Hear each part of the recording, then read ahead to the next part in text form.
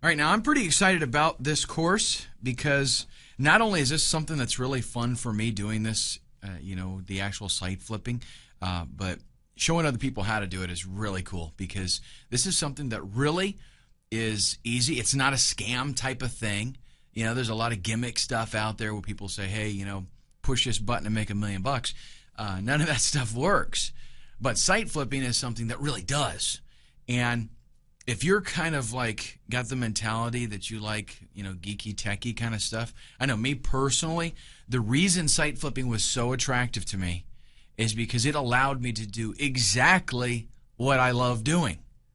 And that is from the technical side of it, doing all the research and picking cool stuff, putting it all together, building a site, and then bam, it's done.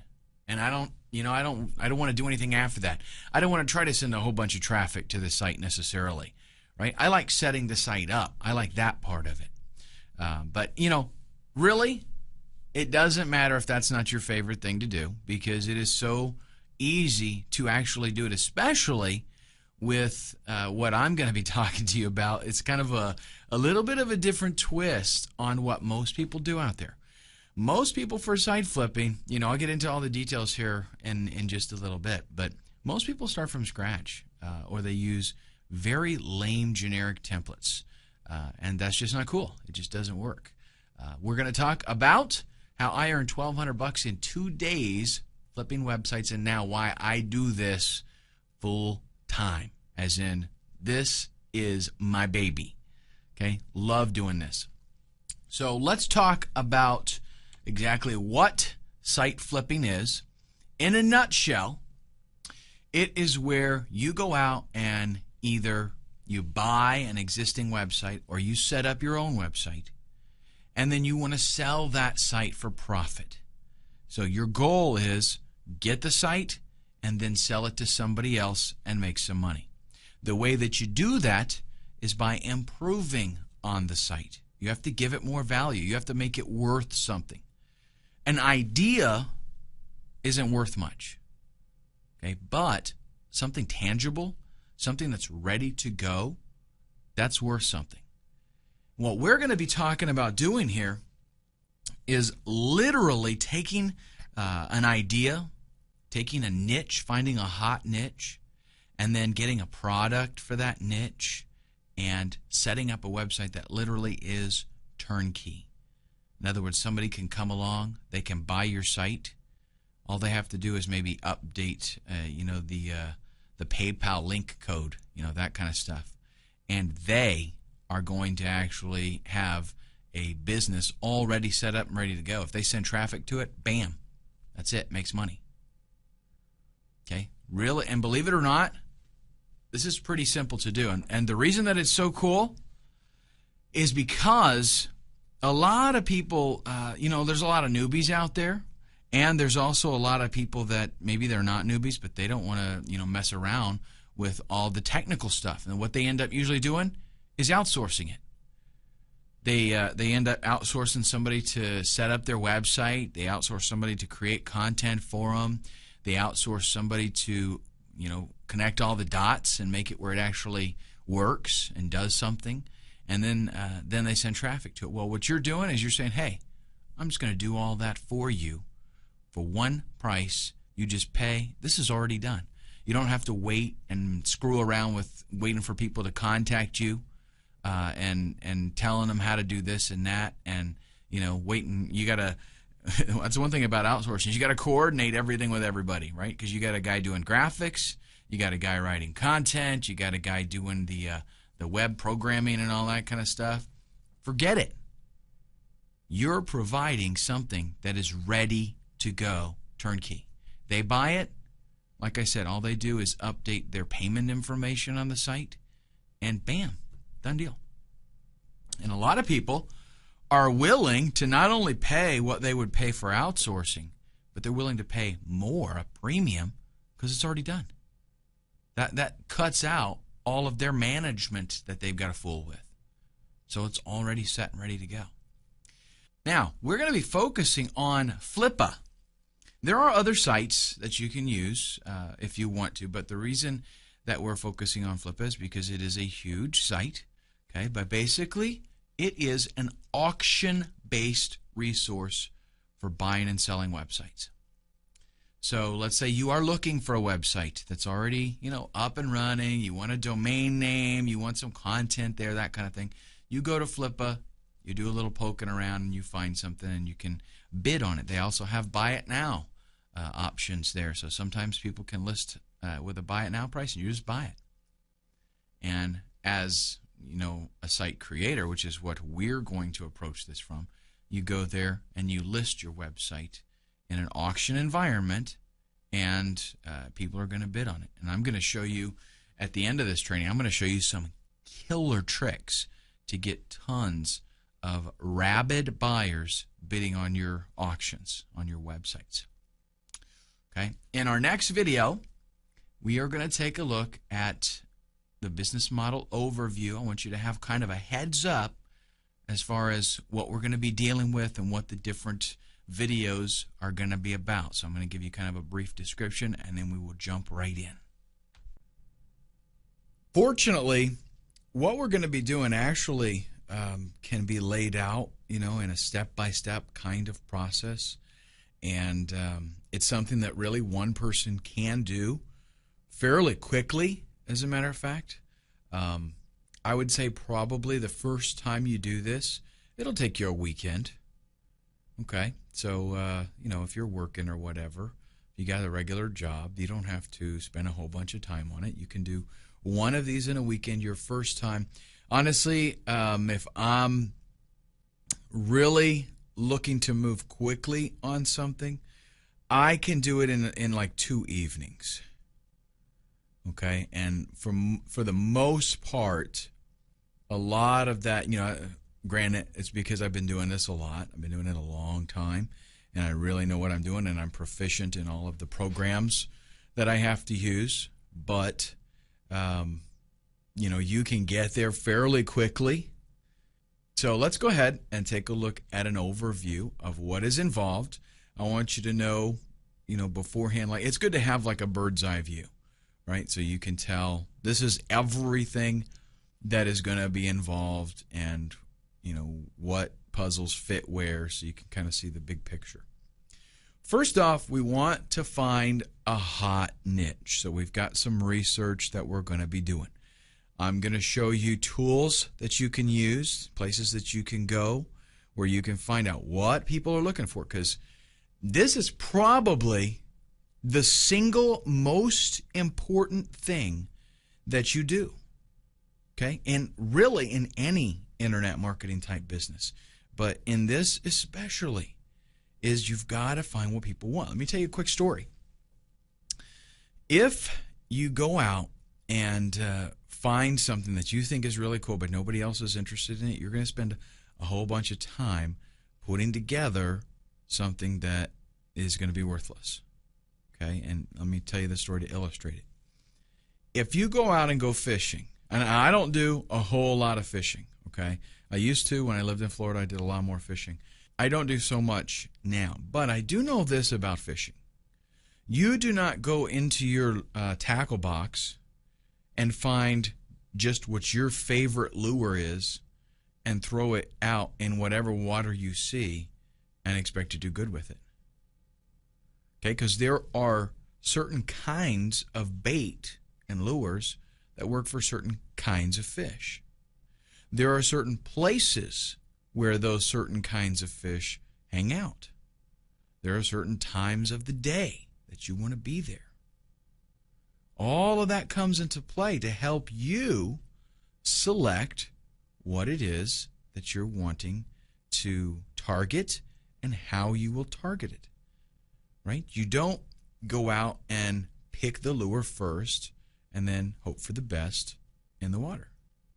You say, okay, I'm going crappie fishing, or I want catfish, or I'm going to try to get some trout or sailfish. You're going to pick what it is that you're looking for, and then you will tailor everything around that.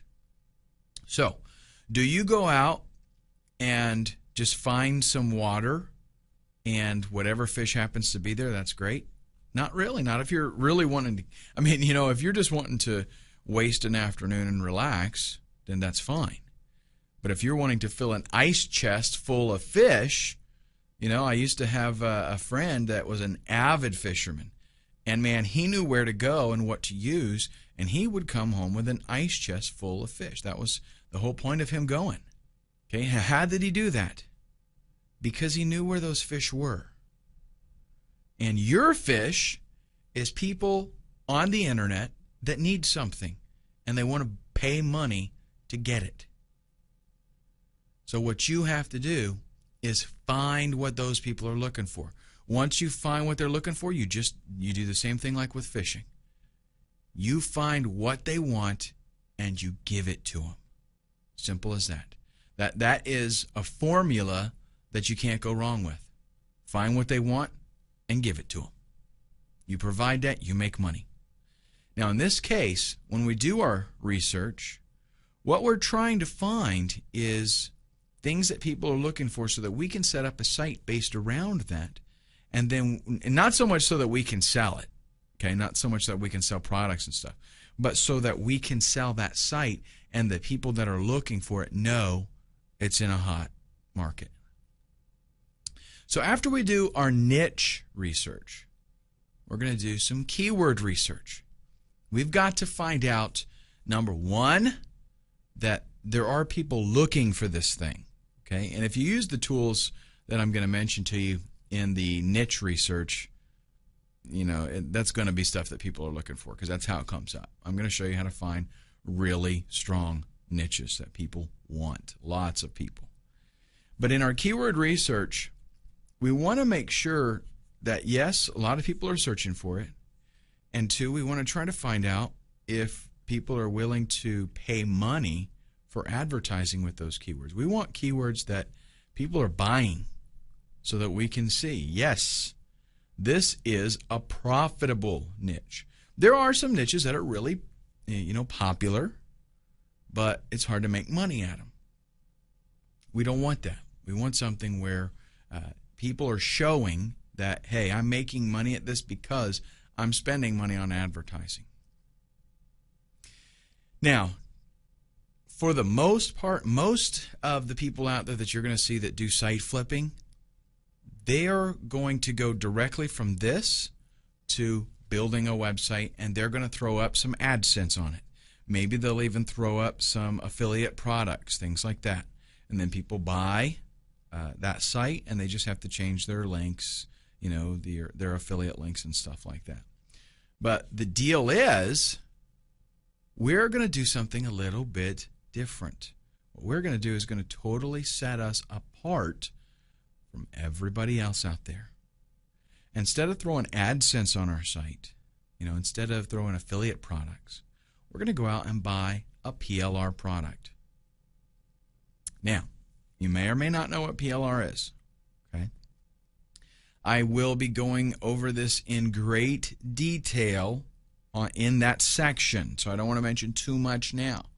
But a PLR product is a product that you have the rights, you're essentially purchasing the rights to own the product and sell it to others. Okay, that's just kind of the Reader's Digest condensed version of the whole PLR thing. Again, much more detail later. The secret, though, to being successful with this is you don't take that PLR product and just throw it on a site and bam, you're done. You rebrand the product. You make it truly your own by customizing it. And I'm going to show you how this is done. And the beauty of this is that if you go out and you get the right PLR products, it comes with a website already there. It comes with everything you need. Ideally, what happens is people buy a PLR product, and in their mind, ideally what happens is they can take it directly as is, maybe change their name in it, update their pay link, and they can upload it to their website, and bam, they're done. Instant website. It's got good graphics, it's got content, everything. But the secret with being successful at PLR is rebranding it. That way nobody else has it. Because with regular PLR, 1,000 people buy that product, and maybe you got 50 of them end up actually selling it. So there's a lot of competitors selling the exact same thing. How do you distinguish yourself? By rebranding it, new title, new everything. Customize the graphics a little bit so that people can't tell that that's the same thing. You're the only one that has it. With 50 people selling the same product, you got a lot of price gouging going on in there, right? They see 49 other people selling it for $59, so they say, "Oh, I'll sell for $49." Pretty soon somebody else sees that, and they say, "I'll sell for $39." Somebody else sees that, and it ends up $7, and you can buy this right now. Totally devalues it. But if you're the one that has, your title's totally different, and you're selling it for $67, people are going to see that. They're going to go, "Hey, this is a different product. It's more expensive. It's probably got more value to it. I'll buy that one instead." Happens all the time. And that is the secret to successful PLR products. And I'll go into more detail about that later. Then you build your website. And this is going to take, not a whole lot of time, not a whole lot of work. What I actually recommend that you do is some type of integrated blog type thing. Some PLR products you can get like a generic template, a header that you can use, set up a WordPress blog, and you can do it that way. With some, it might be a sales page, and then you add a blog onto it. But either way, what you're going to want to be doing is integrating a blog with it. And I will show you what it is that I do, in different situations to make that happen. Because you want to be able to write content. We've got to be able to put stuff on there so that people are like, "Wow, here it is, bam." And, you want the search engines to be attracted to you, and you do that with content. You set up a sales page, and that's it. Search engines don't like that. They're going to be like, "Wow, mini site, whoop-de-doo." But you start adding a bunch of content, and they're like, "Okay, I got you. This is cool." And by the way, there's a lot of different things that you can do. Like, let's say that you get a PLR product that does not have graphics. It doesn't have a website. You can set up your whole, your website as just a blog, and I'll show you even how to set it up where the front page is a static page. That can be your sales letter, and then the blog is kind of an add-on type of thing. It's pretty cool, actually. So you set that up. You get everything working. When at the phase of building a website, there's a whole lot involved. Okay, this is where you would make sure that your buy buttons are working, and if you got to set up PayPal or whatever, that's all going to be done through there. Okay, and then we put that website on flippa.com. We set it up to sell as an auction. And what happens next? Simple. Rinse and repeat. All you do is, if you've got, and there's a couple ways that you can do it. Actually, if it's a real hot niche, you might want to let that website age for a little bit and just keep adding content every week. Write another article or something. But if you're going to build it and then turn around and sell it right away, that's totally cool. You can make really good bucks for that because, like I said, people are looking for instant turnkey done already. But what you do is when you post it for the auction, just go right back and start on the next one. And hopefully you can get another one ready to go before that auction is even over. That's right. All right, in the next video, we're going to start at the beginning here with hot niche research, and I'm going to show you some tools that you can use to find some killer niches, and we'll even do a little bit of hands-on where I will use them, and I'll kind of just show you around the sites and show you things that you can find, and that'll be in the next video. One of probably the most popular questions that I ever get is about finding hot niches, and fortunately it's actually a very simple thing to do. You've just got to go out there and see what kind of content is there and find out what people are searching for. And it's actually very easy to do. There's lots of tools available for you. When you find a hot niche, then that's the pot of gold at the end of the rainbow. So that's why devoting a little bit of time to this, initially is such an important thing. It doesn't take any more work to create a website based around a hot niche than it does to create a website based around a dead niche that nobody's interested in. So you might as well do a little bit of research and do it right the first time so you maximize the value of your site and how much you're going to be able to make off of it. Now, first thing we'll take a look at is about.com. One thing that you can do there that's pretty cool is use the sitemap just to see what kinds of things are being written about at about.com. So let's go ahead and hop over to our browser and we'll take a look. Okay, so here we are at about.com. And you can see kind of nice here, actually. They got their topics that you can check out. So tons of different categories. If they've got a category here, it's hot. I mean, that's the way it is. All right, let's go to G. Golf, gourmet food, guitar. Okay, I happen to know all of these niches, graphics software, graphics design. All of these are hot niches. Health, losing weight, relationships. I don't know if that would be under here. No, I don't see that. But you get the idea. Anything that's in here, it's hot. What you can do, though, scroll down to the bottom and click on Sitemap. What you get here, I mean, this is so cool. Look at this. Tons and tons and tons of niches. Okay, so what's really nice is, if you don't know of anything you'd want to get into, you can't think of anything off the top of your head, just come here. I mean, bam, that's it. Weight loss pages. That's where the weight loss stuff is at. And look at that, all this content that they've got here. Why do you think they have all this content? Because it's a totally hot niche, that's why. Tennis pages, hot niche. Okay, look at the pages and pages and pages of content here. So, and that's what you're going to find with any of these. They don't make a category for stuff that they're not going to put a whole bunch of content in there about. Okay, camping. Check this out. Bam, it's going to go on and on and on. This is bigger than the tennis list. Look at this. I'm not even a third of the way through. All these articles. Wow. That is a huge niche. So these are tons of ideas for you. Okay, just, if you don't have any hobbies and you really don't care what you do, just start at the top of the list and work your way down. You know what I'm saying? I mean, just go for it. Okay, so that is about.com, and we can use that to get some niche ideas. Let's head back to the presentation and look at some other options.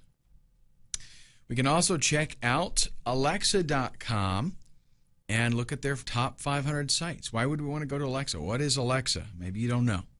Alexa is a site that basically does research on other websites and ranks them.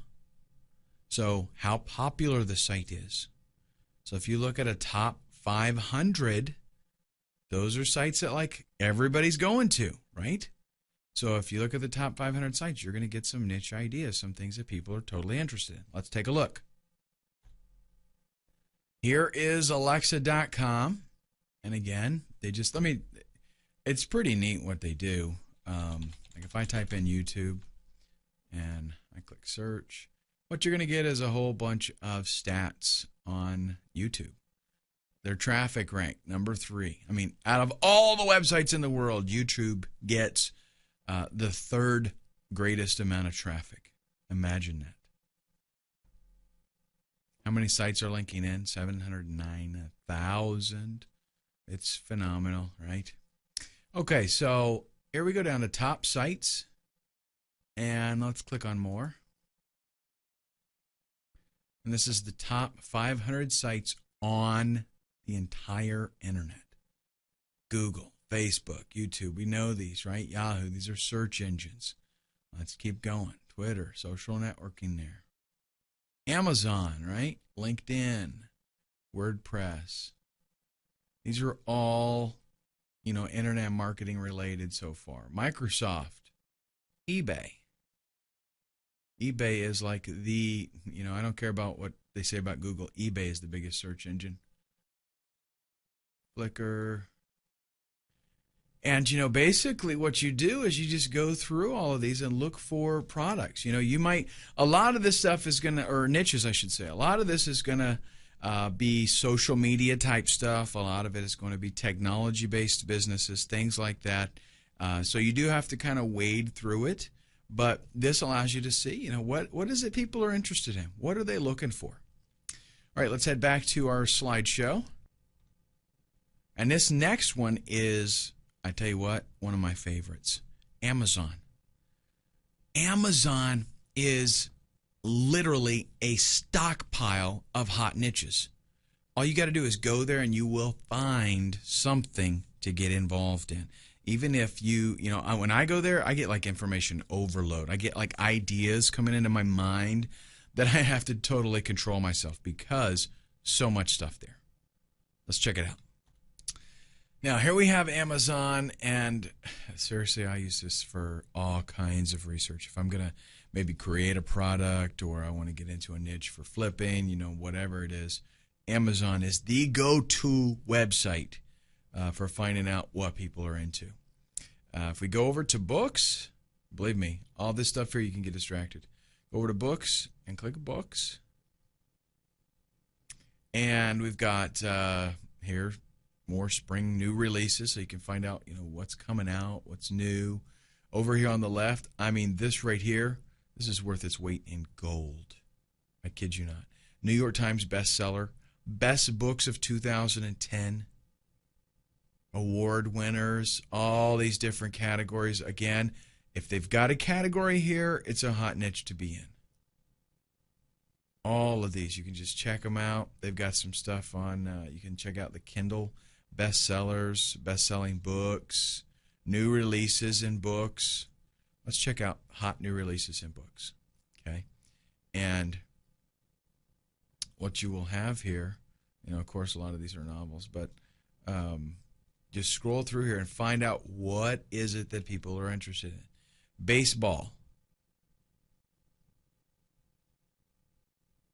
Weight loss is always something. There will always be a weight loss, new weight, some kind of diet, something released. That's because that is like big time popular deal. Again, lots of novels. Here is a slow cooker revolution, right? Just go through this list, get some killer ideas.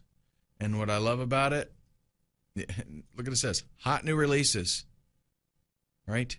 What I love about it is this is going to constantly be updating. If you go and set up a site based on a niche and get everything running and list it, by the time you're done with it, come back here and there'll be new stuff. Something else that you can start on. Okay, but again, just go to books and look at these categories. Outdoors and nature. And a lot of times you'll get categories and then you'll get subcategories. Look over here. Now we're doing bird watching, conservation, hunting, nature writing, all these different things.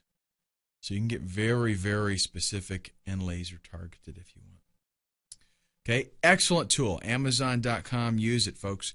Let's take a look at our presentation. We'll look at the next option. I mentioned earlier that eBay is really the biggest search engine on the internet. That's because it does more searches than Google does. Somebody comes on eBay and they do a bazillion searches. Plus, there's other websites that are working with the eBay search engine. All over the internet, people are looking for stuff. It's just phenomenal. So what eBay came up with was this thing called the eBay Pulse. And that just lets you know, what are people looking for? It's a place for you to go and find out what people are going to eBay and looking for. Why? Well, so that you can sell it. If you have whatever they're looking for, then sell it. That's kind of primarily what they do it for. But if you can tell, if you can see that people are looking for this, it's a hot niche. It's a hot niche idea. And if you can set up a site that caters to that, then it's a good deal. It's golden. Okay, let's take a look. Now, I will tell you this. I have been doing this for using eBay Pulse for, let's say, 2 years at least. And in those 2 years, almost the same things are always in this top 10. Just so you know, these are always wicked hot niches. Okay, always. But you can check on them. You know, you can click, and these are keywords. These are things that people are searching for. So if you want ideas of super hot stuff, it's in there. Now they tell you here, it's a daily snapshot of current trends. So what you will find is on any given day, some of these items here could be replaced. Because if something happens that maybe there's a new movie released, or there's a game that is aired that makes a team real popular or something, on any given day, something could pop in here and push something else down. But for the most part, these guys right here are pretty rock solid. Okay, PlayStation, Xbox, Wii is not on here right now, but I've seen it on here a lot. iPod stuff's been on here. iPhone's been on here ever since they made the iPhone. So, and these Coach handbags, I don't get this, but those handbags are always on there. I kid you not. All right, so these are hot picks. Check them out. Again, good niche ideas. Let's get back to our presentation.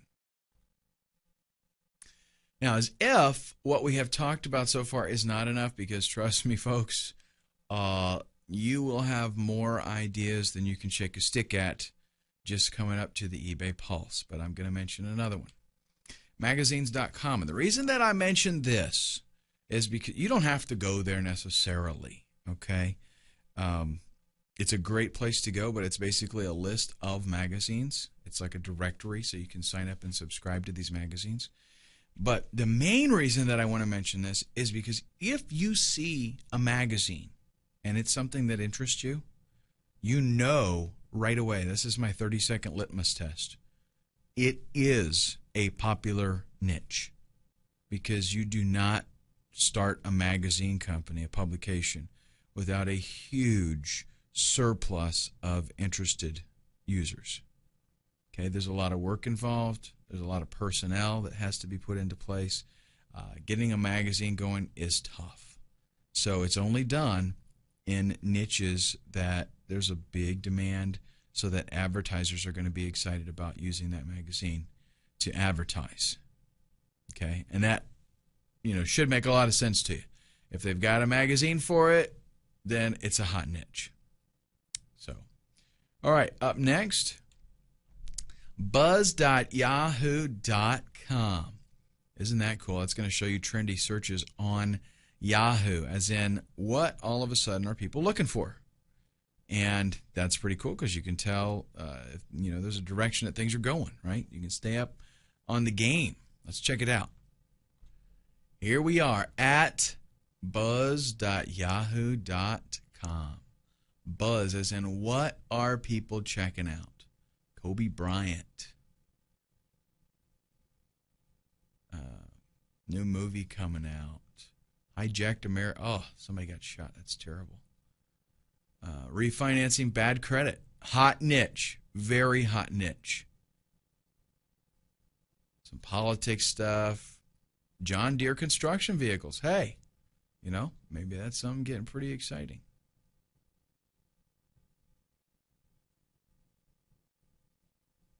So anyhow, we've got 1 through 15 of 41. I'll just check out the next page, and then we will move on. But you can see just what kinds of things people are looking for. And sometimes something might come up here that just catches your eye and gets you excited, and you know that there's going to be a lot of searches on it. And when there's a lot of searches on something, let's say that a trend starts, right? And people are looking for something quite a bit. If you check this out and you stay on top of it and you catch that trend early and you set up a website with the appropriate keywords and content, Google's going to love you. Search engines are going to adore you. Okay? Okay, so that is basically it for the hot niche research that we need to do. And again, trust me, with these tools, you will have no shortage whatsoever of hot niches that you can get in. And you can know, if you found something with these tools, it's going to be a hot niche. Absolutely. All right, up next, we're going to start with our keyword research. I'm going to go over some tools that you're going to be using and the kinds of things that we're looking for. Our next step is to do some keyword research, and this is for a couple of reasons, actually. We want to find out and verify that, yes, there is competition out there. There are people that are bidding on the keywords that we're targeting, and that means that they're willing to pay some money, so that means that it's a profitable niche. Okay, if there's nobody bidding, if you get into a niche or you get an idea and you go into these tools here and you find out that, hey, nobody's bidding. If you go to Google and you type in the keyword and there's no ads, not a good sign, folks. That means nobody's making money at it. And the chances of you finding, an undiscovered market, not good. So we want to verify that there are, things out there that that there are people out there trying to make money with this, and they're making money. And we also want to kind of assemble a list of keywords that we are going to be targeting when we put articles on our website. Okay? Because really, the better job you do of this, the better the site when you list it to try to auction it off, the more money you're going to make. And people are able to see, they'll go there, and at least people that know what they're doing, they're going to go there to Flippa, and they're going to check out your thing, they're going to check out the site, and they're going to know, okay, they know what they're doing, and this site's going to do well, right? So, very, very important. One of the tools that I find invaluable, Word Tracker, essentially gives you some really good keyword information. Okay, and let's just go ahead and go over and take a look at it. All you can sign up and get a free account, and all the information really that you need is available on the free account. We're looking mainly for how many searches per day do these keywords give us. Okay. And here is Word Tracker. You are going to want to sign up actually for the free trial, and that'll give you plenty of time to, you get 7 days to try it out, no charge, and that'll give you plenty of time to get going, with probably, depending on how fast you move, you could get a couple of niche sites going. But what you're going to find out is if this turns into a regular business opportunity for you, and you decide, yeah, this is something I want to do, you're probably going to want to hold on to your account here at Word Tracker. Let's go ahead and click Start your keyword research.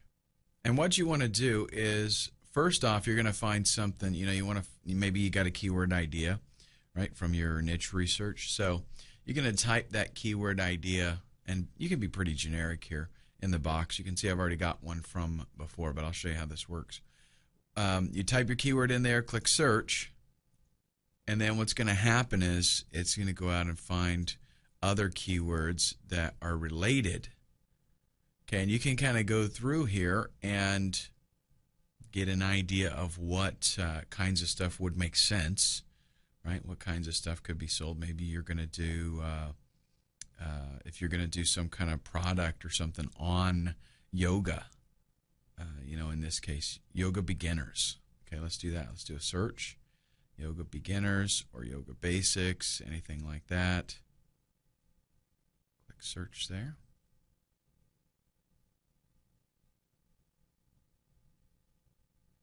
Okay, so yoga beginners here. Have a few options here. Nothing really that you want to probably fool with, but let's scroll down. Yoga Beginners Kit.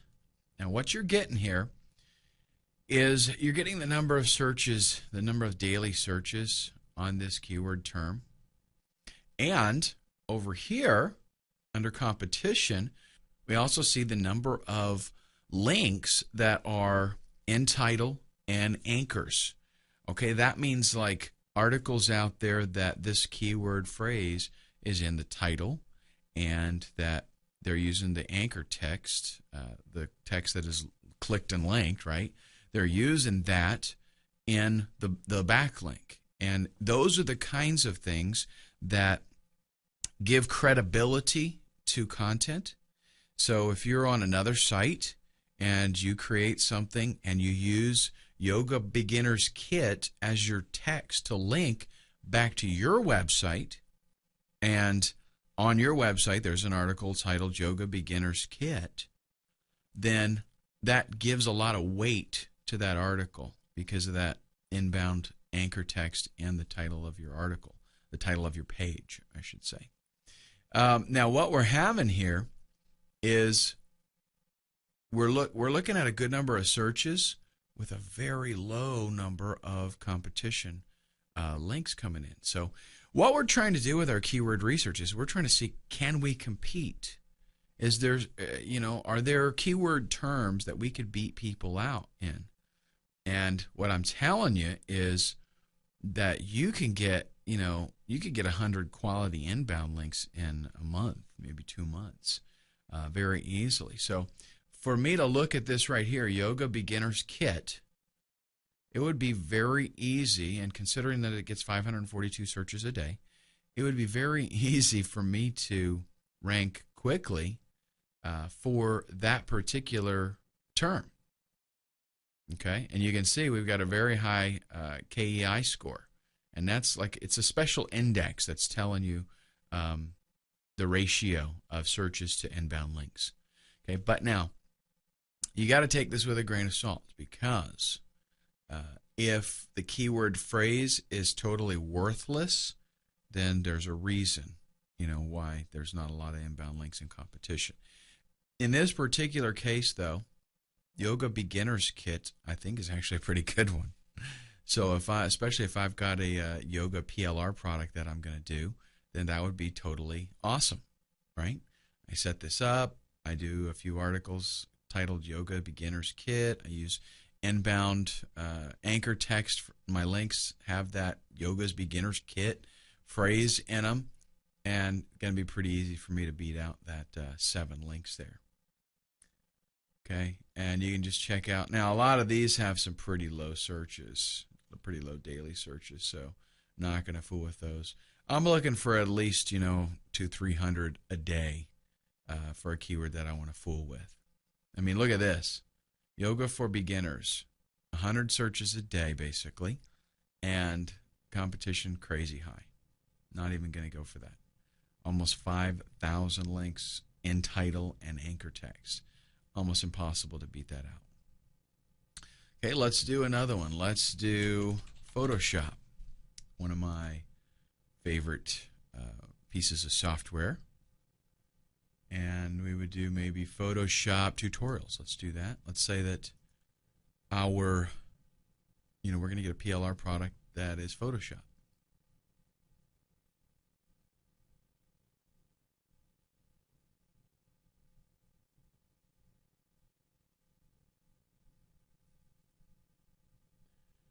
And as I guesstimated here, 1,258 searches a day for Photoshop tutorials, 25,000 links coming in.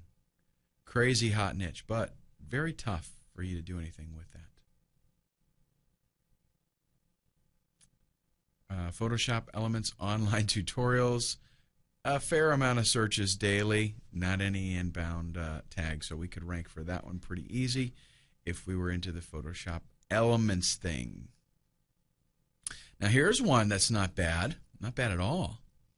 Photoshop tutorials for beginners, 230 searches a day and only 60 links. Okay, that's something I could do. I would definitely want to put that on the list.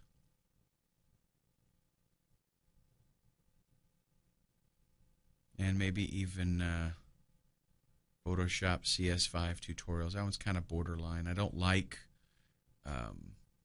the daily searches there, but it probably still would get us a fair amount of traffic, and it would look good. So you get the idea there with that. We're looking for, keyword ideas. We're going to get maybe, you're going to write like a dozen, maybe 15 articles. So you want at least that many keywords that seem like, yes, it's possible for me to rank for this. for the site to rank for it and make it look good. Now, another tool that I want to mention, I'm not going to demonstrate it, but because it is something that you do have to purchase, and it's not exactly cheap. Micro Niche Finder. I do use this pretty regularly because it kind of simplifies the way the whole process works. In other words, it allows you to type in a keyword. It's going to show you a bunch of other keywords, and it basically gives you a red, yellow, or a green on whether there's a possibility that you're going to be able to rank for that keyword. You know how easy it would be. Another tool that I recommend is a little toolbar for your Firefox browser. Go to tools.seobook.com, and this is a plugin. It's pretty cool. Let me show you what it looks like. It gives you, right here, this little toolbar, and it shows me a lot of information. It shows me the PR for the site. It shows me link domain, the inbound links and stuff like that. For example, let's do one of these here. Photoshop tutorials for beginners.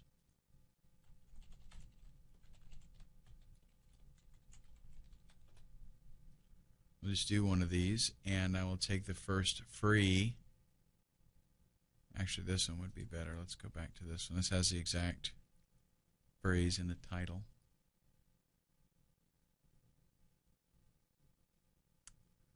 Okay, and this is going to tell us now the PR for this particular page, right? It's got a PR of 3, which is, you know, fairly decent. It's not like phenomenal or anything like that, but not bad. 18 links coming into this page, so not impossible to beat this out. Pretty easy, actually, if you put forth a little effort. And what we're doing really is, remember, we want to see what is the likelihood that we can put up some content that is going to allow us to rank higher than this site. And really, all you got to do, folks, listen, this is not all about becoming, you know, on page 1. It's not, position number 1.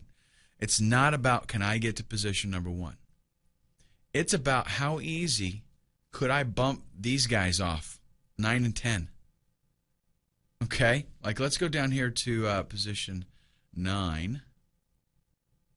Look at this. PR nothing. PR nothing.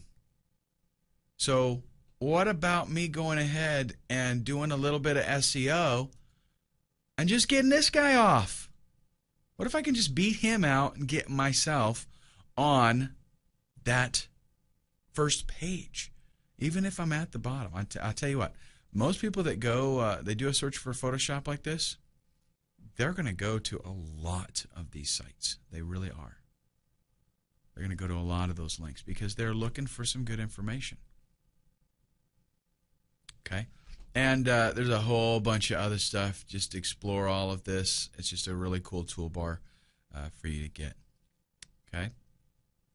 And what you want to do, I already mentioned this a little bit, what you want to do when you use this tool and you do your research, you want to find out what PR these sites have. PR is page rank, by the way, just in case you're not into the SEO thing just yet. You will be soon, but if you're not there yet, that's page rank. That's Google's algorithm for how important or relevant a page is on the internet, for a particular topic especially.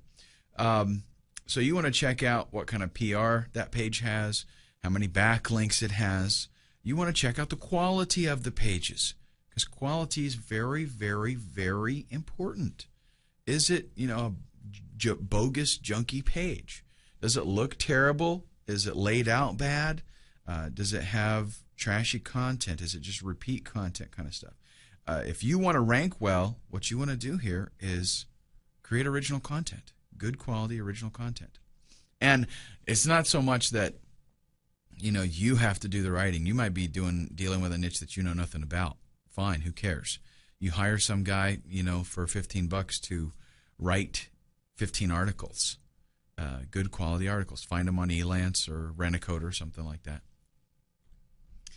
Using alt tags. What about on the pages, when they have images on the page, are they using alt tags that have keywords?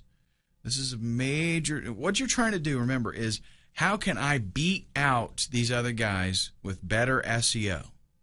What can I do to make my site more friendly to Google, where Google would like my site better? What keywords are they targeting?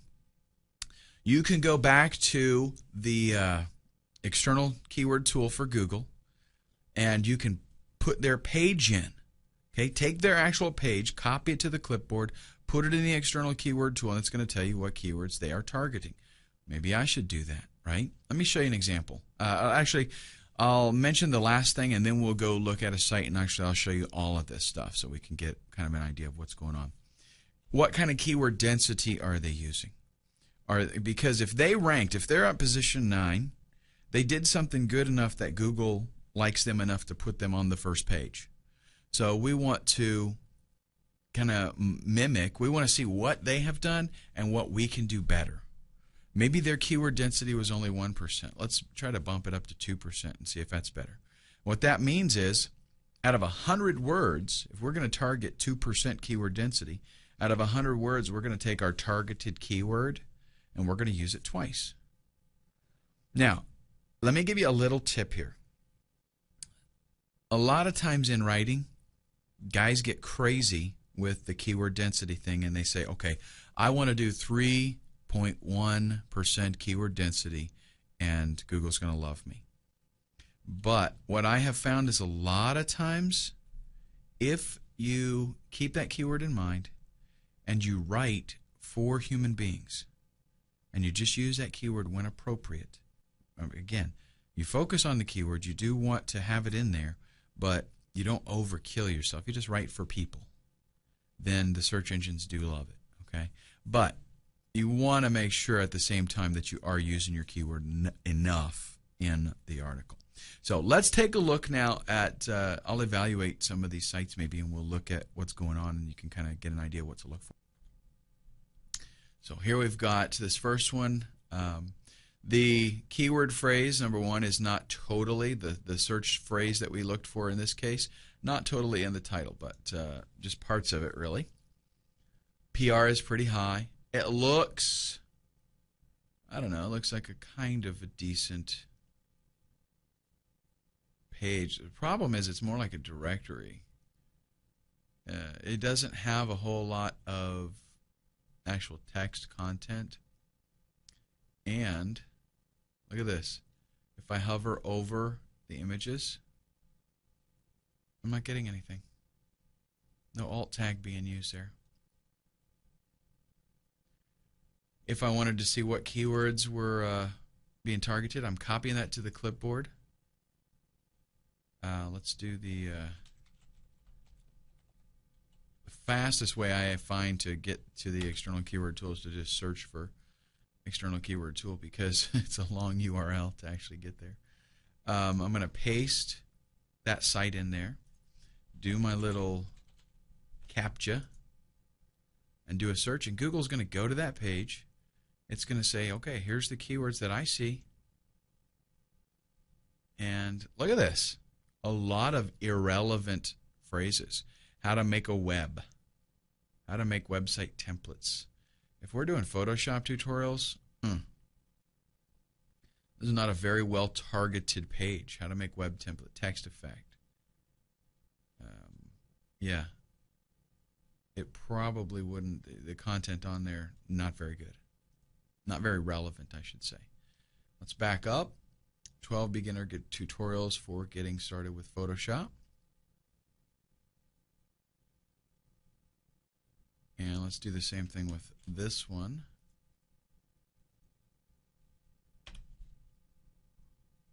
See what it finds with that. Creating a website, a lot of this stuff focused on the creating a website kind of deal. Getting started with digital photography. You know, Google sees a whole lot of stuff on this page, and I'm not sure that it's very relevant.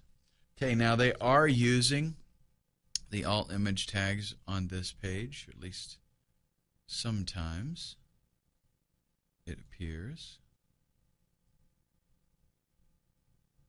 Yeah. So they are using alt image tags on that one. Don't know how relevant the keyword phrases are. Whoa, hold on a second. Did I just see? Is this the right site? No. It was this one, wasn't it?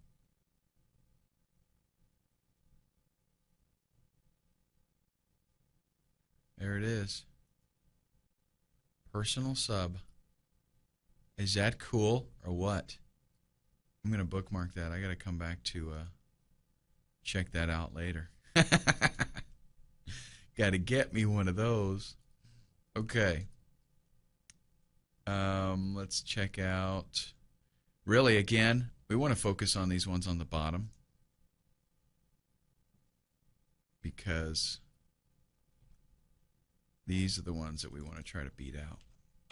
And that's the beauty of this, is it's not all about, oh, you know, can I totally blast these guys and get myself into the first slot there. It's not all about that.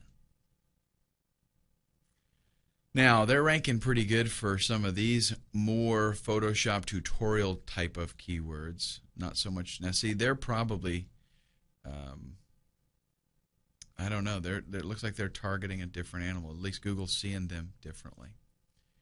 They got a PR of 4. Now, that's pretty decent. But look at all the content. See the difference here?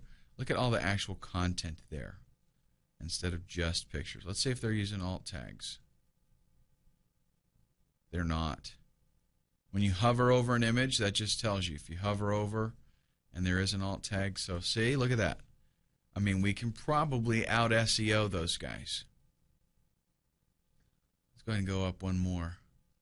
Now, about.com, man, they're hard to beat out.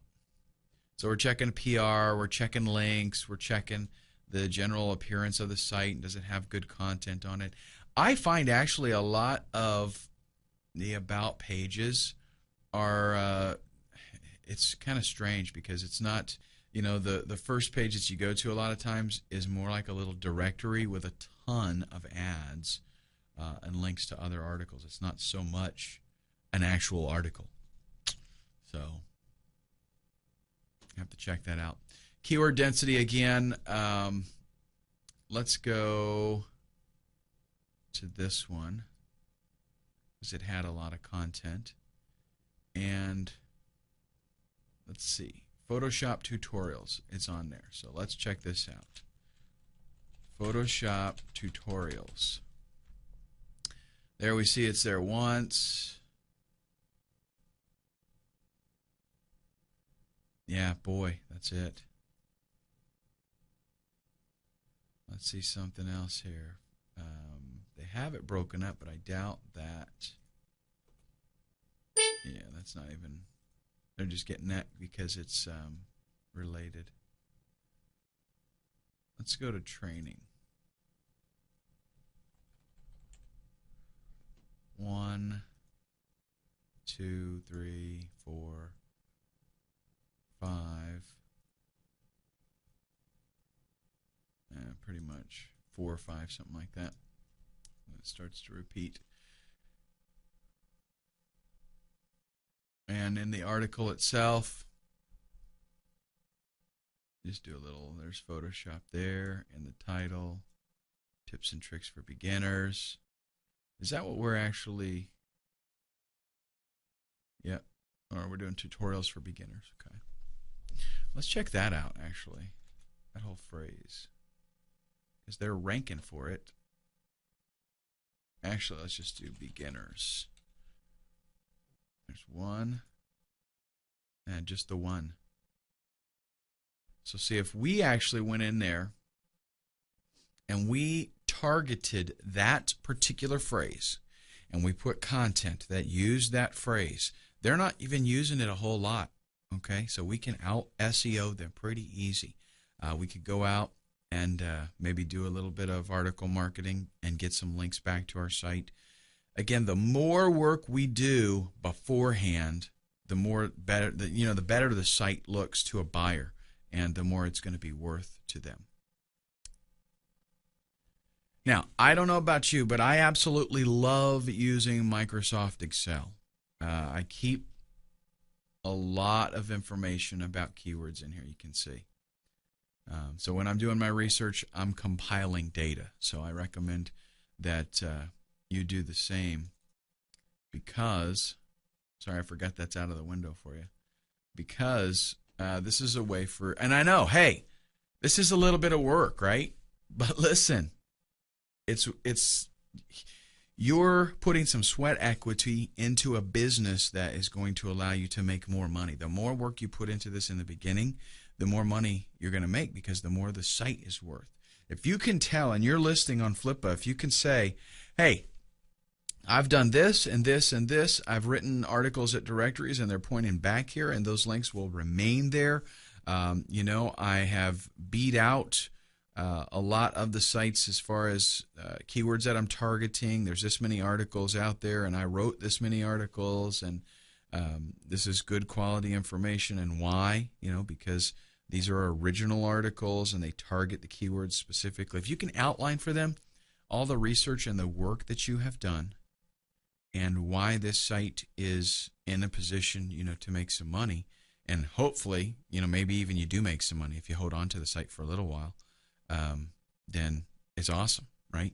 That it's going to be worth so much more to them as a buyer. It means you get more money. All right, now, up to this point, it's been pretty straightforward as far as what we should do for research and picking the niche that we want to be in and making sure that it's going to make us some money. This is what normal people do when they're going to flip sites. But in the next video, we're going to do something that is a little bit different, and it involves PLR products. I want to first just kind of go over what private label rights is so you have a really good understanding. Just in case you don't, just in case you don't know what it is. PLR stands for private label resale rights. It means that somebody creates a product and then they offer it for sale, but in a special, very, very special way. Typically, you go out and you buy a product, right? And you can use that product yourself. You can't then copy the product and sell it to other people, right? Well, with private label rights, you can. You are actually buying the rights to the product so that you can do, a lot of different things with it. In a lot of cases, you can change the title, you can change the content of it, you can put your own name on it, and then you can sell it to other people without having to have actually created the product. That's essentially what you're doing, is buying the rights to it. And don't worry, it is actually totally legal. You can't buy rights to every product. Some people sell their product and that's it. They want to just sell the product to end users. Others create products for the purpose of you being able to buy the rights to it. So yes, a lot of times you have to pay a little more, especially for the good quality stuff. A lot of times this stuff will come with a website, like it'll already have the graphics and stuff. Preferably, they give you source graphics because, well, you'll see why on the next slide. I want to tell you how you really kill it by doing PLR. A lot of times it'll even give you maybe a free offer to give away. They'll give you autoresponder emails. They'll give you a whole bunch of stuff. Some sites, like nakedplr.com, for example, will give you just the content. That's it, just like an ebook, or maybe they'll do a video, and that's all you get is just that, and boom, you're set. You go out and you do everything else with it yourself. Okay, but it gives you a huge head start, and it is usually much cheaper than going out and trying to hire somebody to create it for you. But understand that when you buy a private label rights product, you are the owner. That means it is your product. And it's totally ethical, totally legal to put your name on it, or somebody else's name if you want to just use a pen name. You can do whatever you want to with it. Now, you got to check the terms when you buy private label rights products, because some of them are different. They have master rights, and they have regular PLR, and they have, a bunch of different kinds of versions, really, that give you different levels of what you can do. So you do got to check that. But a nice thing, too, about PLR products is, if you're an affiliate for something, let's say, you don't have any control over the price of that product at all. The vendor owns it, right? They set the price. Well, with a PLR product, you set the price. So here's why PLR is bad. Because some guys go out there, they buy the product, they buy the PLR package and they want to sell it. And then some other guys out there and they want to sell it and they start fighting with each other. Okay? So it's a price war, right? And this guy wants to undercut this guy, and so they work it down. And pretty soon you can buy a whole library of crappy PLR for $7. It's just ridiculous. Well, you do set your own price, right? But there's a way around all of that. Because most people take the PLR and they buy it, they set it up, and they sell it. And that's it. That's all they do. The secret to making your PLR aspect of this working is rebranding. You're going to take the, actually, let's go ahead and go to the next slide. We'll talk more in detail about rebranding. You're going to take the content that you get and you're going to change it up. Now, what that means is, don't worry, it's not a lot of work. It means we want to change the title of the product. We're going to call it something else.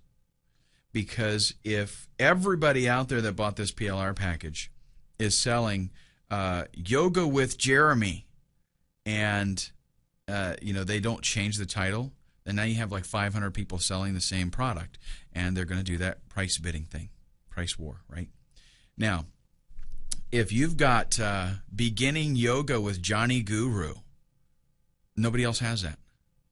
So when they see 500 people selling this product for $10 and they see you selling your product for $47, they're going to be like, okay, these guys are selling junk, and this is probably this $47 course. This is what I want to look at. Okay, so just a simple thing like changing the title. You might also want to go through there and do a search and replace. And if there's a name in there, change yours out, right? Put your name in there. You can also change the graphics up a little bit. Now, the reason I mention this is because sometimes a PLR package will include a website and maybe an ebook design. The really good ones include source graphics for all of that, because you need to be able to tweak it. Change the colors a little bit. Maybe swap out the graphics to it. Now, what I'm going to do is actually I'm going to show you a PLR package that I purchased, and then I'm going to show you the changes that I made to it and how just a few little swapping out things makes it a totally different product. Now, it's not going to be a Photoshop tutorial, okay? I'm not going to go through all the stuff about Photoshop and how you do all this stuff. This is about site flipping, okay? But I am going to show you the before and after, and we'll talk about what the differences were. It's amazing how just a few things that you change give you a totally original product that nobody else has. And the thing is, it's so stupid. Nobody does this. Nobody goes out there and they want the easiest buck that they can make, so they buy the PLR. They don't do any work to it. They throw it up, and then they gripe about the fact that 500 other people are selling the same thing. Okay, so the key here is the rebranding. Then do your own little spin on the content. Actually read the ebook and maybe do a little bit of editing. Put some things in your own words. Just make it a little bit different. If it comes with a website that has a sales page, definitely go over that sales page and change it up. Customize it. I would much rather start out with a 1,500 word sales page, and I go in there and just read it and tweak it to make it my own, than have to write it from scratch. I guarantee you that. I mean, it's a lot more work writing it from scratch. But truly make the package your own. try to do, every little thing that you can do just to make it different than everybody else that's selling the PLR. Okay, so let's go ahead in the next video, and I'll talk to you about a PLR product that I grabbed and the changes that I made to the graphics and things like that, and you can see, how big a difference it makes. Okay, so here is a PLR product that I purchased, actually in a package of PLR products. It came with, graphics and content, things like that. Everything basically ready to go, PSD format. That means, for those of you that don't know, PSD is a graphics format for Adobe Photoshop. And that just means you get the actual source graphics and then you do with it what you want. Okay? And this right here is a template that came with the package that is an e-cover, kind of e-book looking thing, for like a DVD case or something, or you can make a little book with it or something like that. And this is the graphics that came with it. You'll notice, and again, this is not going to be a Photoshop training, folks, okay? I am just going to show you that what I get here is all the different elements.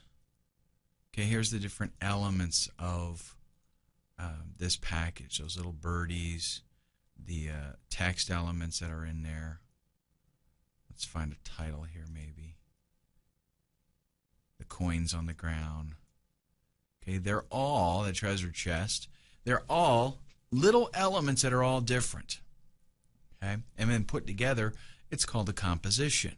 It's a bunch of different things together, makes one, final visual product here. Well, here's what I did, and again, just go in there, tweak some things, change the title. It took me about 15-20 minutes. Bam. Okay, completely new product. I changed the title to Twitter traffic.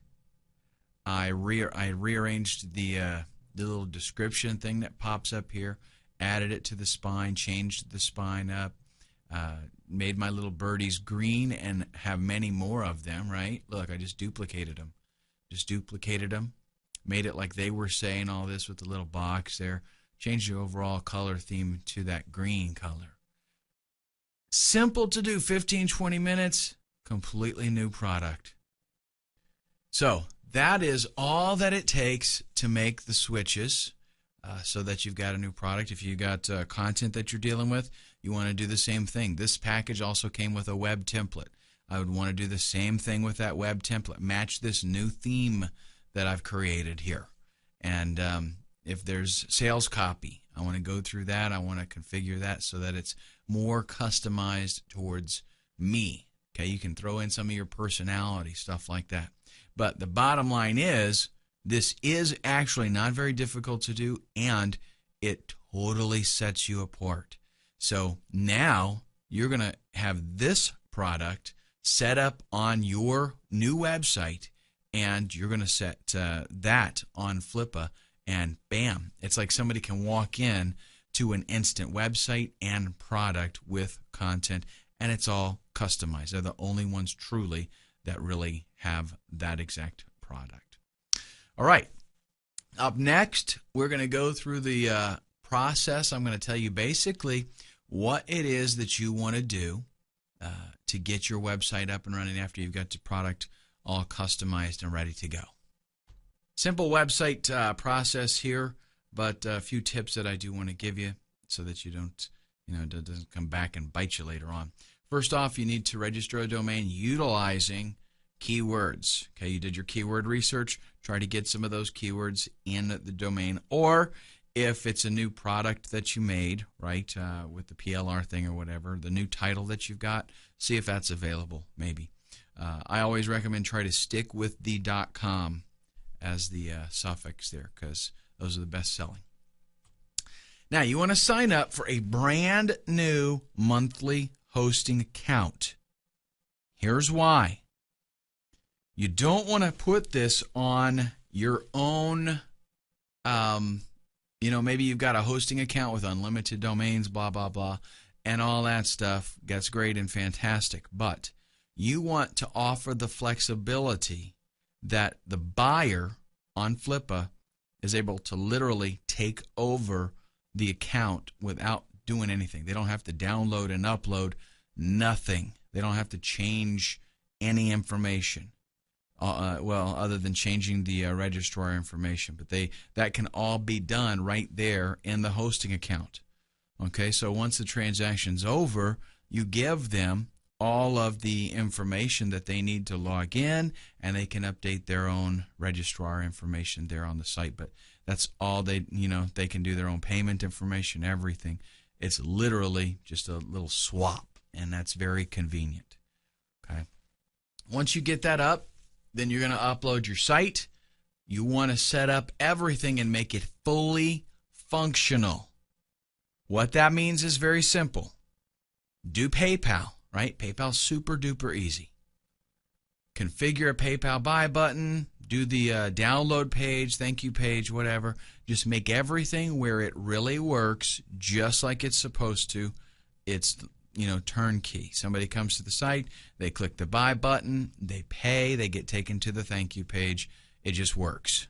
Okay, make sure all of that works. If there's an autoresponder, if there's an opt-in box on there anywhere, make sure that that's plugged into your autoresponder so that they can see, bam, this really is set up, functioning, everything works. And then all they've got to do is come in and make changes to maybe the PayPal button. They create their own PayPal button, and they make changes so that it goes into their account when the purchase is made. But that's the only change that they have to make, right? Okay, you want to test everything. You don't want, as people are going to check out your site when they're on Flippa. They're going to go check it out, and if stuff's not working, then they're not going to be impressed. Okay, and then you want to blog. 10 to 15 keyword-rich articles. These articles do not have to be in-depth. They don't have to be long by any means. 300 to 400 words, that's not a lot of writing. It's not difficult. If you found out that somebody that ranked well is using a 2% keyword density, then make sure you use a 2% keyword density. You have to be really careful with, Google will actually penalize you if you use too great of a keyword density. They're going to assume that you're doing keyword stuffing and spamming. So if you've got a 300-word article and you're using your keyword 50 times, they're going to be like, okay, no, you're cut off, thanks, bye. So,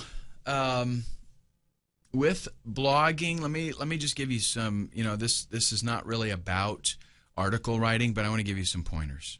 It's not about SEO, but again, I want to give you some helpful info. When you pick your keyword, let's say you get your dozen or so keywords that you've decided to target. You're going to pick one keyword. You're going to write one article about that keyword, and the title is going to have the keyword in it, the title of the page. Any headers on the article itself, you want to have the keyword in there as well. You want to maybe bold or italicize that keyword at least once or twice in the article. I suggest you do use images and use the keyword as the alt tag in the images. And if you have any if you decide to do any link building, which would be, just beneficial to you in the long run, if you decide to do any link building, make sure that you use that same keyword with anchor text back to that specific blog post. Okay, and as far as the blog goes, let me mention this. I suggest that you use WordPress, set up a blog on the site, and make the permalinks so that the title of the article is in the permalink, not just a number, a page number. By default, WordPress uses those page numbers for the permalinks, and that is not very keyword friendly for search engines. So you can change that though, and WordPress has like a million pages of documentation, so you can figure out how to do that. But just as a word to the wise. And then I suggest that you use Google Sitemap and do a submission. Okay, what this is going to do is create a layout of your website that search engines are going to absolutely love. And it gets Google to crawl your website right away. Okay, which is cool. That means you have a really good chance of getting indexed very quickly. Do that after you have the 10 to 15 articles, though. And really depending on, I don't know how much you like writing. Me personally, I can sit down if I have time. I can sit down and write a ton of articles fairly quickly. I'm pretty proficient at it. If you like writing, you can knock all these off in a day. If you don't, try to at least do one or two in a day. If you're gonna go ahead and devote an evening, to your business, try to knock out a couple articles in that time frame. Okay. All right. Up next, we're going to talk about selling on Flippa. I'll give you some tips and how you can get more money for your sites. Now, some things I want to talk about in regards to you being successful selling on Flippa, because you've got to approach this with the right attitude. This is a for real business, okay? Myself, and I know a lot of other people that make big money flipping sites on a regular basis, like as in full-time, that's all we do kind of stuff, okay? So with that in mind, on Flippa, just like on eBay, okay, it's an auction environment, and just like on eBay, you have a reputation. And that reputation is very important. People are going to check out your reputation as far as, when they're going to make a bid on something. They want to see that you've really got the goods, that you've got a proven track record. So it is very important that you do a good job. And if you follow the guidelines that I've mentioned so far in the training, you should do pretty good with that, okay? Now, there are certain kinds of sites that outsell others on Flippa, and I do want to tell you what kinds of sites those are. Auto blogs and AdSense sites.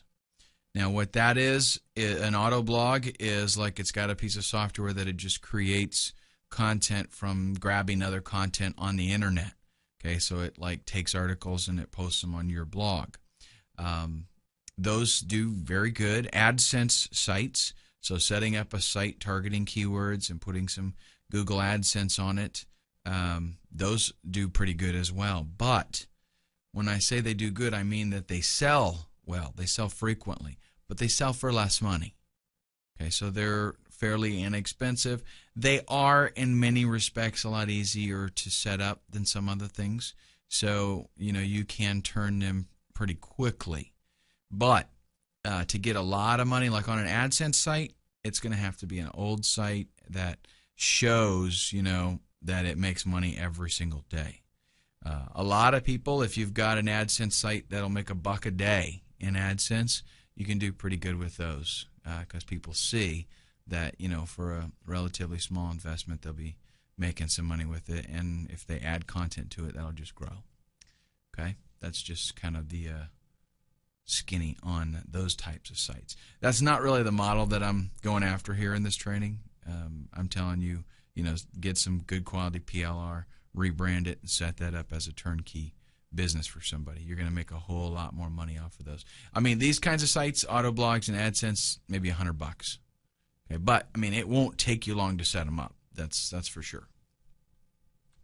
Your site needs original content to do well on Flippa.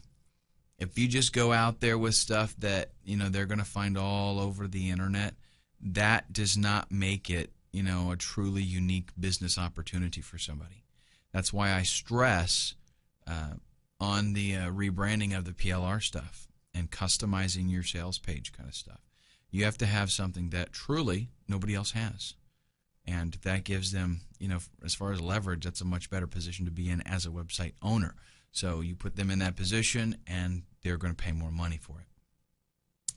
Now, what do we do after we pick our we start off picking our niche, we pick some keywords, we get a PLR product. By the way, it's totally cool to, in addition to AdSense, you can get some affiliate offers, ClickBank, share a sale, that kind of stuff, and stick that on there too, just as long as they just have to change their some kind of code or something so that it's their product then that they're promoting. But after you get all this set up, because, the first time, yes, you might work on it all weekend before you get it going. You'll get faster, though.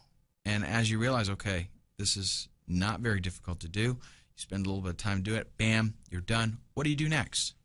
You do it again, folks. This is a process that never stops.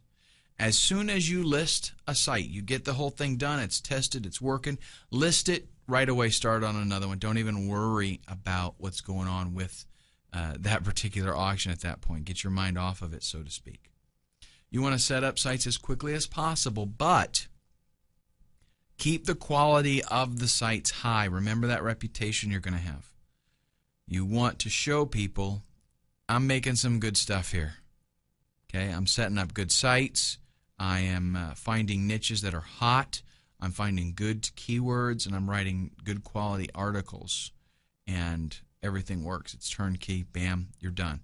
And this is in-demand product kind of stuff.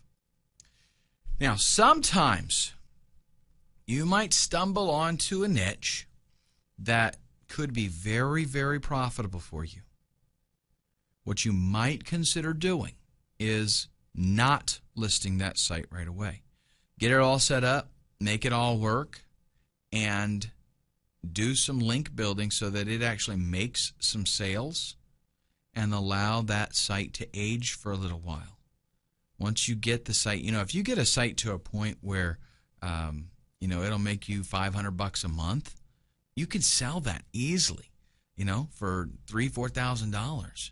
It just depends on how you can prove things as far as what the site's actually doing. Anybody, it's a no-brainer. If a site makes $500 a month, anybody's going to be willing to spend $2,000, $3,000, $4,000 on it, because in just a few months they're going to be in profit, and from there, it's just cake, right? All right, let's talk about some flippa tips. These are very, very, I tell you what, let's save this for the next video, because this is going to be pretty extensive. I'm going to spend a good bit of time on this because I got some things to explain. So we'll take a look at flippa tips in the next video. The goal of this video is I want to tell you about some things that you can do to get more activity on your flippa auctions.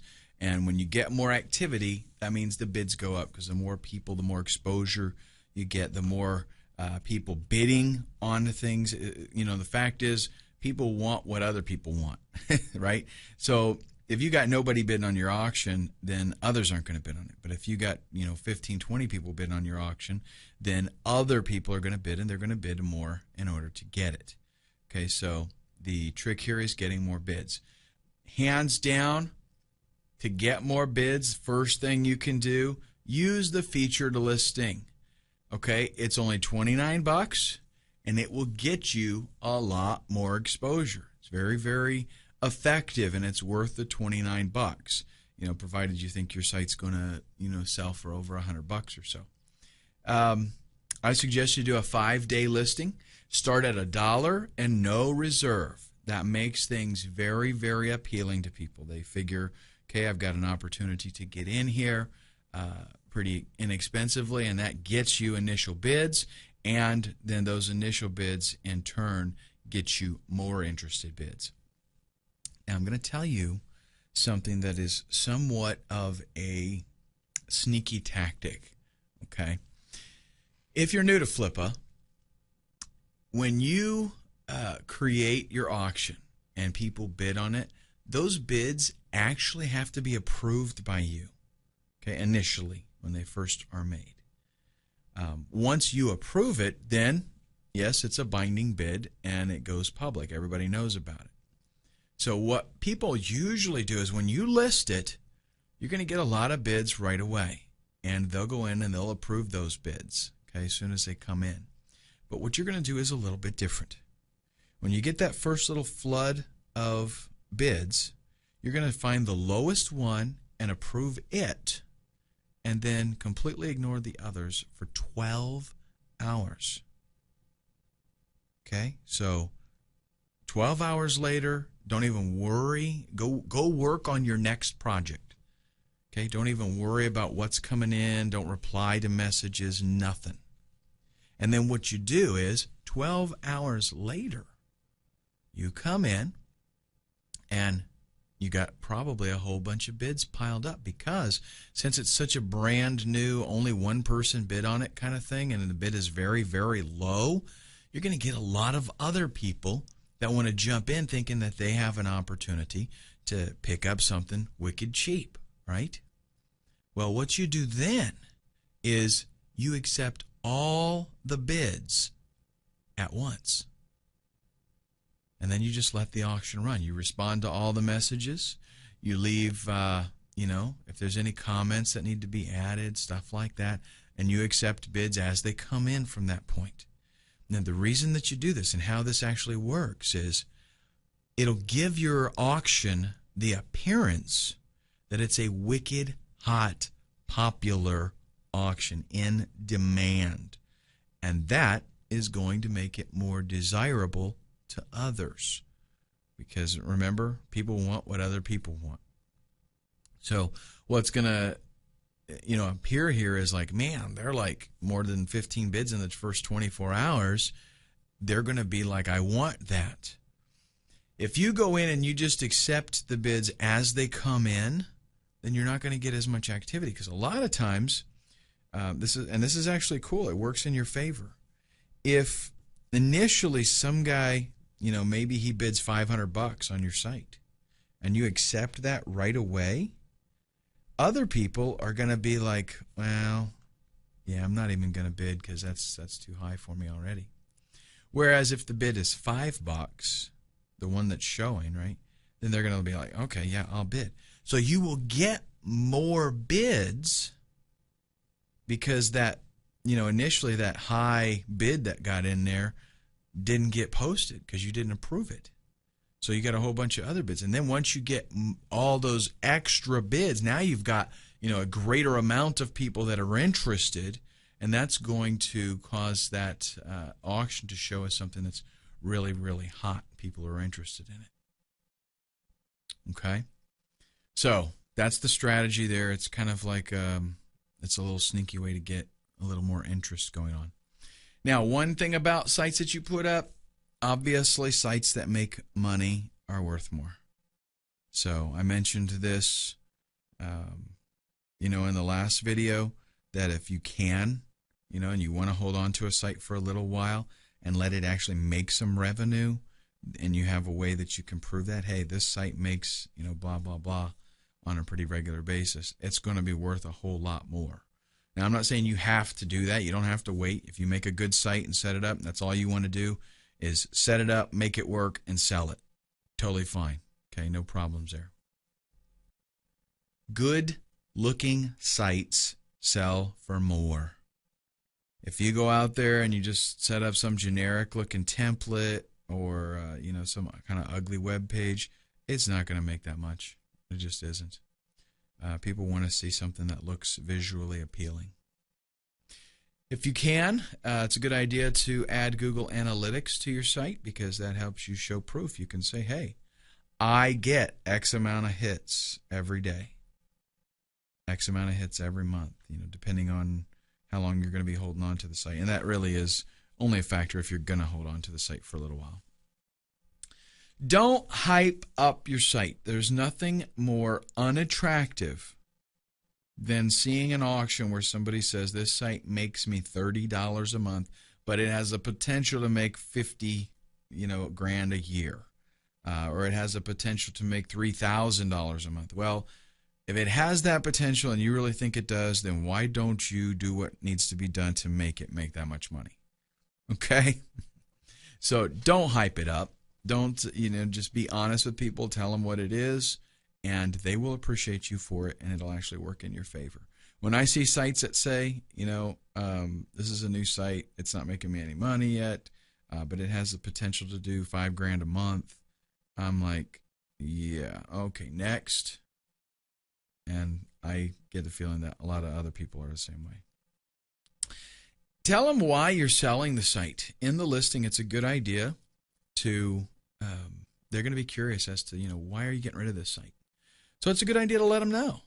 Just tell them, hey, I enjoy setting up websites and writing content and doing graphics. I enjoy this and that and the other thing, and researching new projects.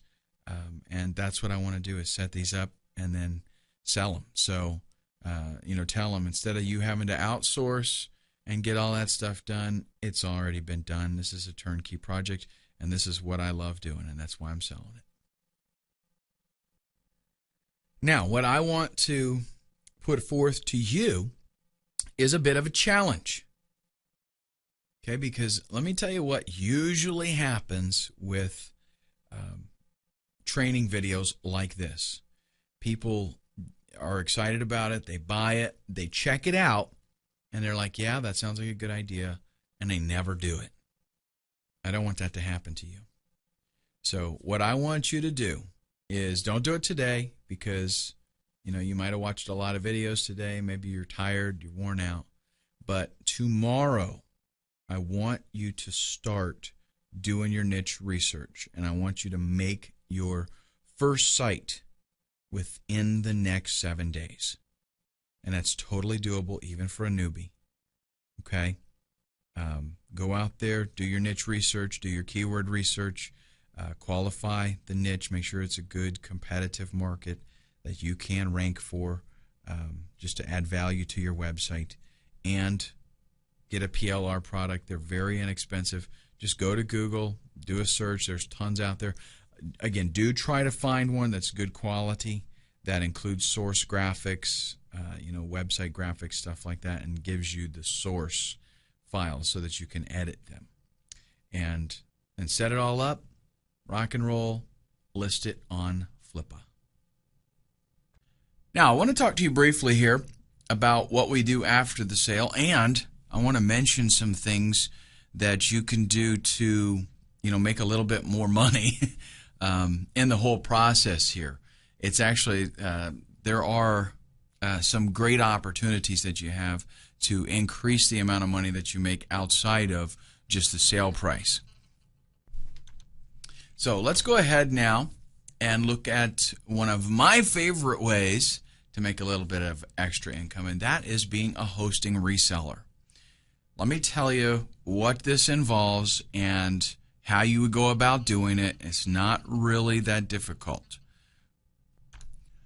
First off, what a hosting reseller is you go to a big hosting company, like HostGator, for example. You sign up with a special reseller account. There's no cost to do this. And what that reseller account allows you to do is set up other accounts and then resell that. It's kind of like you're your own hosting company. So when your customers would come to you, they sign up for an account, they don't know that you're actually just reselling for HostGator. So it's a little bit better than an affiliate relationship, because if people stick with you, then you have the potential there for recurring income on an indefinite basis. Okay?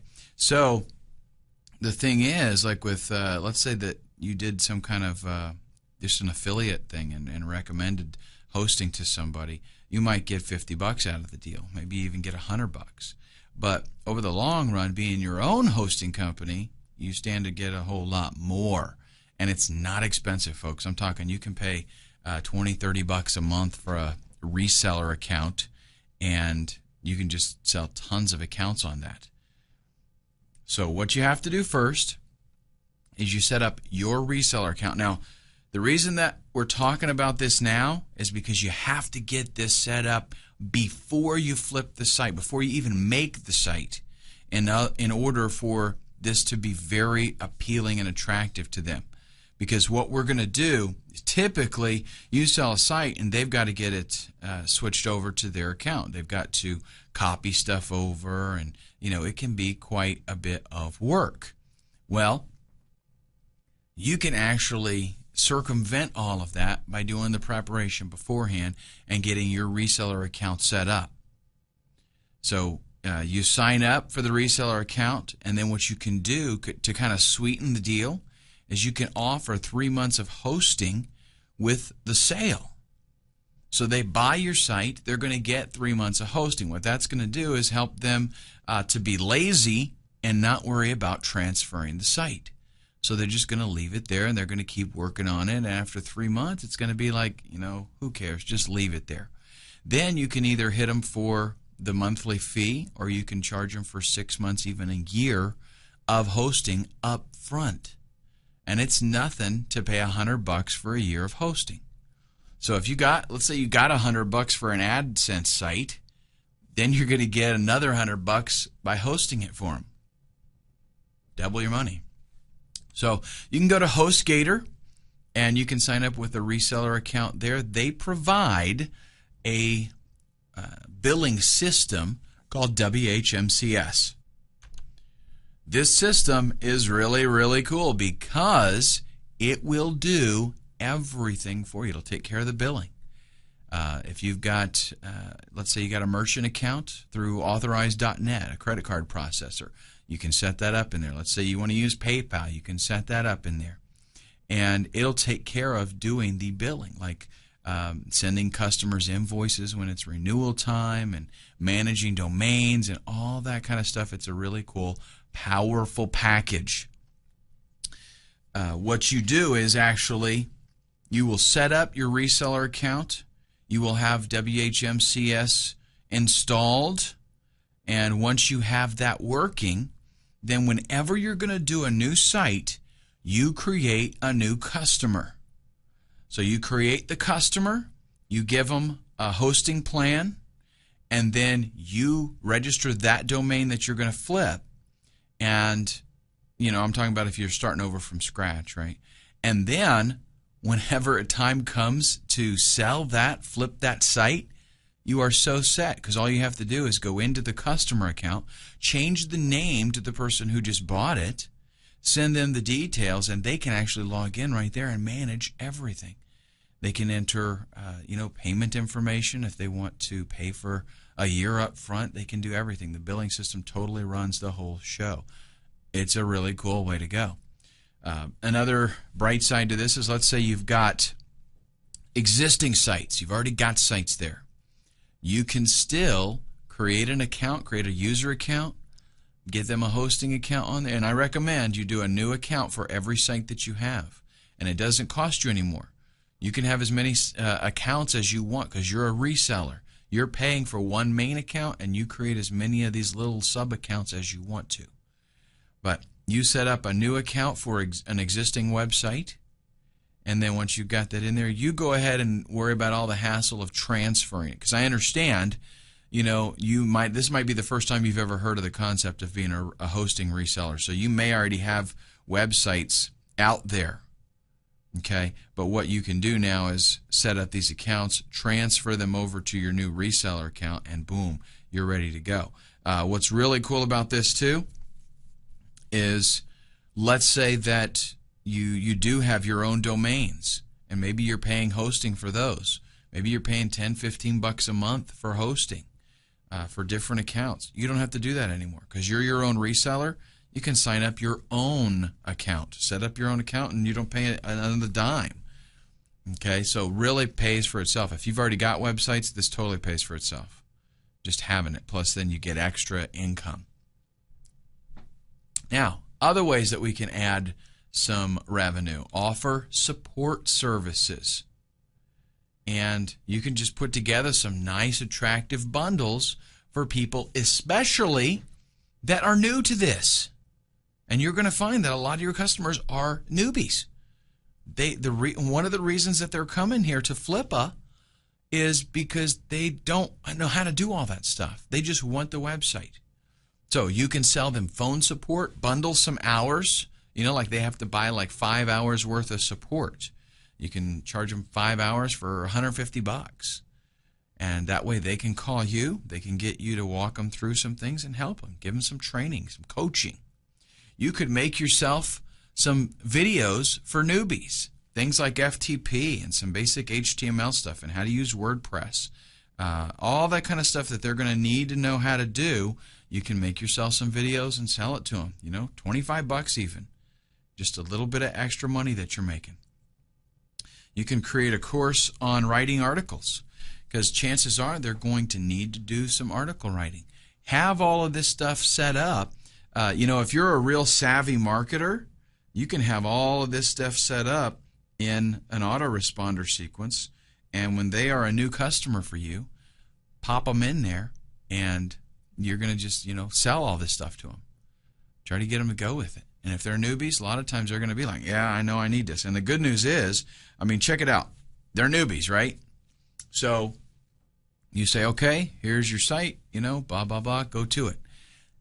Even after they see an email from you offering some beginner tutorials, maybe they say no. They don't buy anything. Once they start digging into it, they're like, oh man, I need to know how to do this. What do you think they're going to do? They're going to come back and get your videos.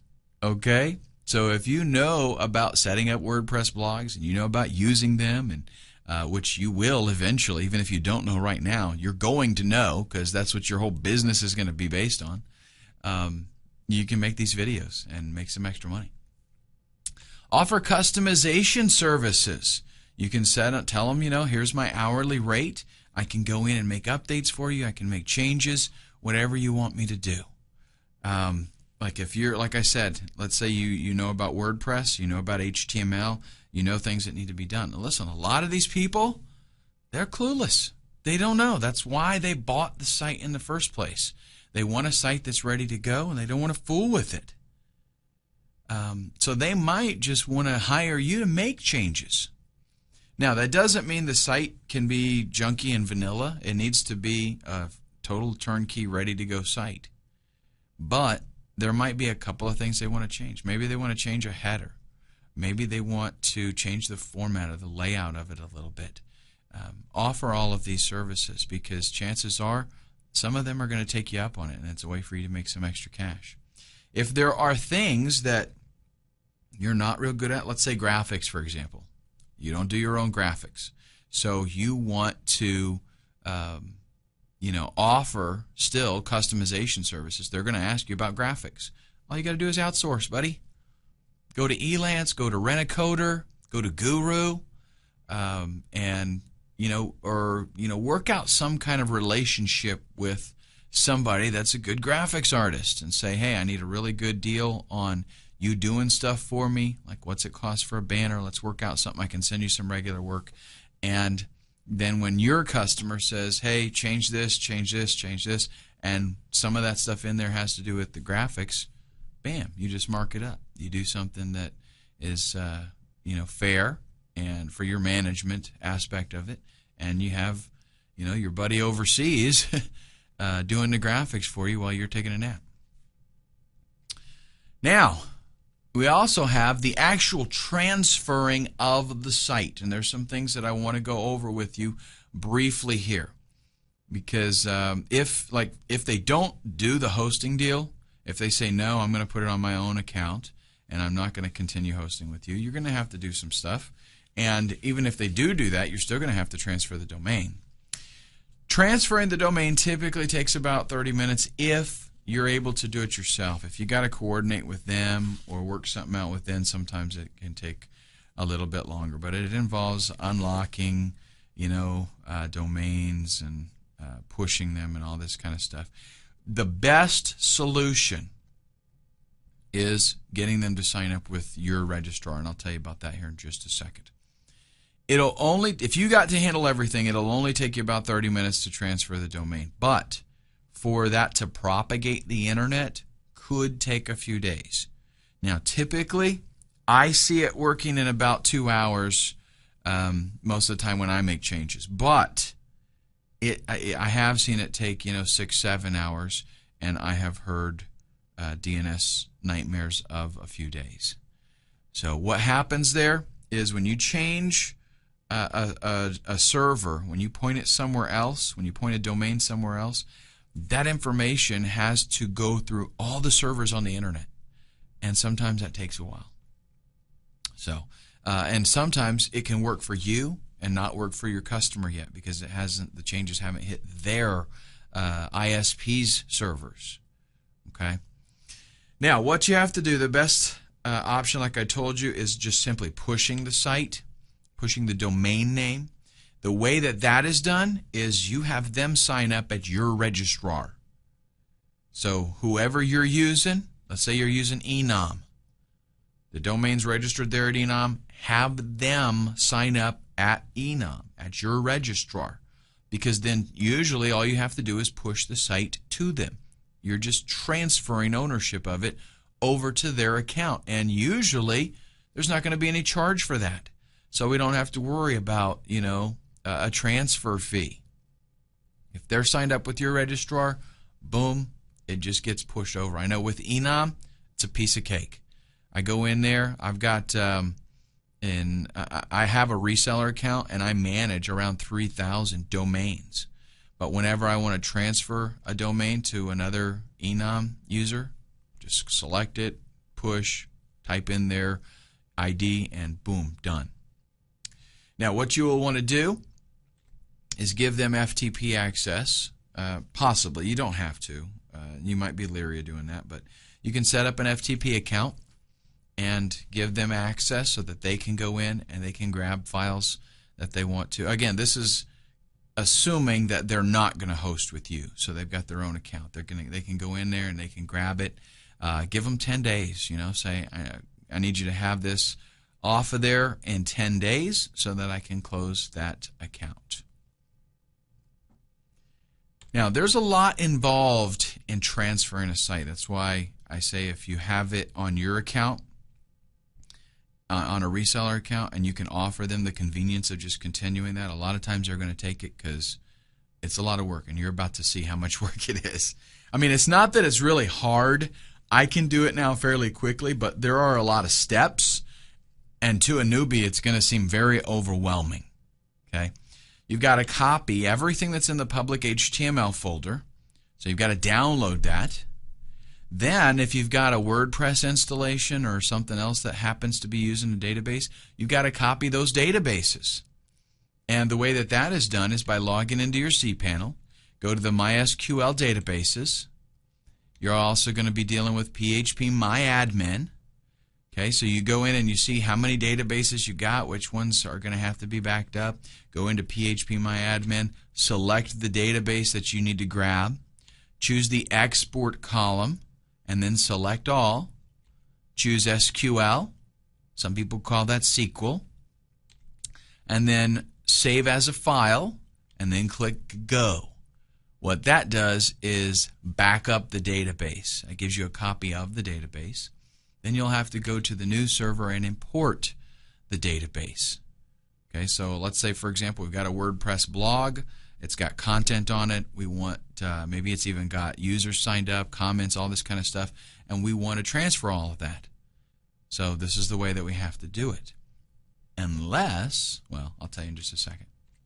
You're also then going to need to have WordPress installed on the new server already, and then you go into the wp-config.php file on the new server and update those database details, username, password, database, all that kind of stuff, after you have done the import. So it's going to go in then and grab the information, and everything should work, fine and dandy. Check this out, though. That's a lot of work. If you're going to be flipping sites, I totally recommend that you get a product called WP Twin, because what this does is, you may not be aware of this. If you do use WordPress, there's a backup feature, an export thing in WordPress. That does not give you everything. That does not fix your problems, believe me. Okay, it doesn't back up everything. If you use WP Twin, though, it is used to clone databases, WordPress databases. So what you can do is literally, check it out. Do a Google search for WP Twin. Watch the guy's video. He made this plugin type of thing. It's like a script. And all you do is upload a file to the old server, run the file, it backs everything up. Grab that.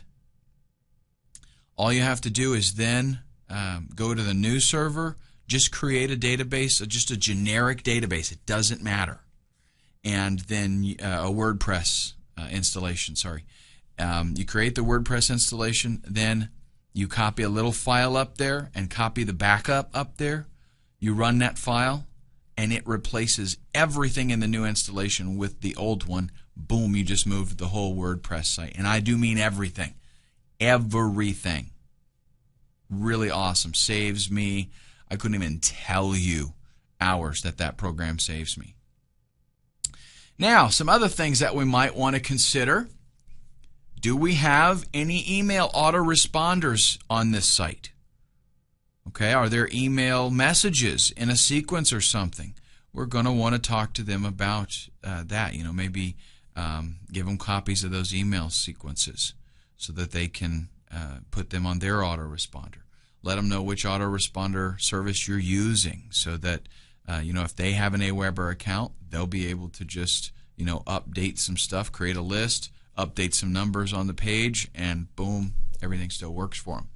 Are there any special directories, maybe applications that you have running, or other things that wouldn't normally get backed up in the public HTML, like special scripts or something?